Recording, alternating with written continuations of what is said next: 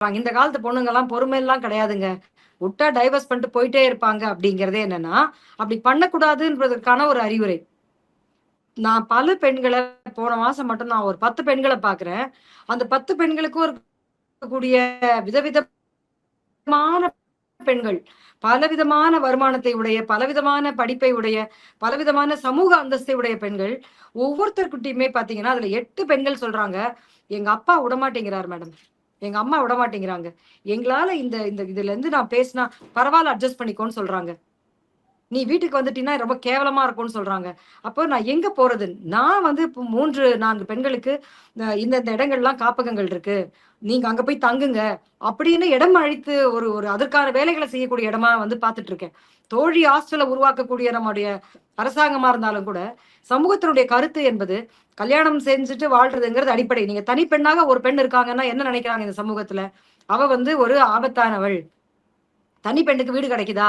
அப்படிங்கிற ஒரு கேள்வி இருக்குன்னா, அதெல்லாம் எப்படி இருக்க முடியும்? ஒண்ணு நீங்க அப்பாவோட இருக்கணும். நீ ஏன் தனியா இருக்க? உங்க ஹஸ்பண்டுக்கு வந்து விட்டுட்டு போயிருந்துட்டியா? இல்ல லிவ் இன் ரிலேஷன்ஷிப்பா? அந்த வீட்டுக்கு நண்பர்களே வர முடியாது. ஆண் நண்பர்கள் வரவே முடியாது. அப்ப இந்த பொண்ணு ஏதோ தொழில் பண்ணுதுன்னு சொல்லக்கூடிய வார்த்தை என்பது ஒரு செகண்ட் கூட தாமதிக்கிறது இல்ல. அப்போ ஒரு பெண் வந்து அவளுடைய சுயாதீனமான முடிவுல மை பாடி மை ரைட், என் உடல் எனக்கு சொந்தம்ங்கிற விஷயம் துளி கூட இந்த சமூகத்துல இல்ல. இப்ப ரித்தன்யாவ பொறுத்தவரைக்கும், "எனக்கு இந்த பையனோட வேண்டாம்ப்பா. நீங்க இவ்வளோலாம் பண்ணி குடுத்தீங்க. நான் நல்லா நடத்தலப்பா. என்ன சரியா இல்லப்பா." அப்படின்னு அந்த பொண்ணு சொல்லும்பொழுது, அவ்வளவு நேசிக்கக்கூடிய அப்பா எதுக்கு அச்சப்படுறாரு? "அசிங்கமா போயிரும்மா. 4 பேர் விதமா பேசுவாங்க. நான் உன்ன சரி பண்றேன். உனக்கு பணம் தானே வேணும். நான் ஏற்பாடு பண்றேன்னு" சொல்லுவாரு.